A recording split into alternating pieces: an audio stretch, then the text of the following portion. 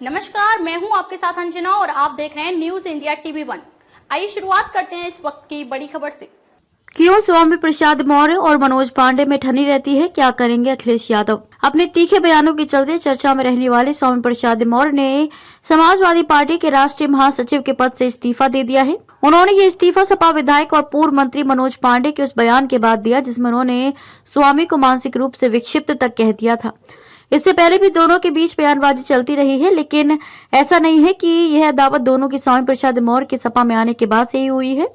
दोनों नेताओं के प्रतिद्वंदिता का एक लंबा इतिहास रहा है और फिर दोनों जब एक ही दल में पहुंच गए तो भी ये खत्म नहीं हुई, बल्कि वर्चस्व की जंग में तब्दील हो गई। स्वामी प्रसाद मौर्य रायबरेली की डलमऊ सीट से 2 बार विधायक चुने गए थे। 1996 और 2002 में वे यहां से विधायक बने और 2007 में भी लड़े थे, लेकिन कांग्रेस कैंडिडेट अजय प्रताप सिंह उर्फ मुन्ना भैया के आगे हार गए थे। फिर 2012-2017 में उन्होंने यहां से अपने बेटे उत्कर्ष मौर्य को उतारा, लेकिन वह हार गए।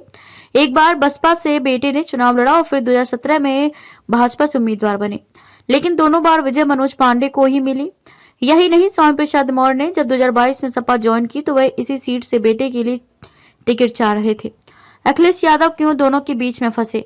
अखिलेश ने स्वामी प्रसाद मौर्य को विधान परिषद जरूर बिना मांग किए भेज दिया, लेकिन बेटे को इस सीट से टिकट नहीं दिया।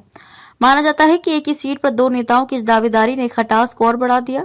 अखिलेश के आगे भी ये परेशानी है कि वे मनोज पांडे की उपेक्षा नहीं कर सकते, जो लगातार जीत रहे हैं और पार्टी के बड़े ब्राह्मण चेहरे हैं। यदि वे पार्टी छोड़ भाजपा में भी गए तो उनके लिए राह कठिन नहीं होगी, लेकिन स्वामी प्रसाद मौर्य की परेशानी ये है कि वे भले ही प्रतापगढ़ के कुंडा के रहने वाले हैं, लेकिन उनकी सियासी जमीन ऊंचाहार में ही रही है।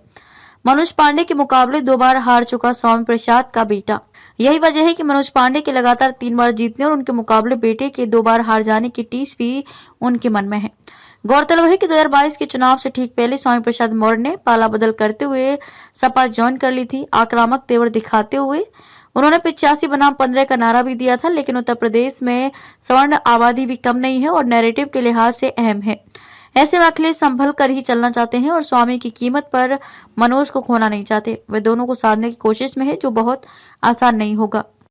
खबरों में अब तक के लिए बस इतना ही। फिर होगी आपसे मुलाकात कुछ ऐसी ही बड़ी खबरों के साथ। तब तक के लिए नमस्कार और देखते रहिए न्यूज इंडिया टीवी 1।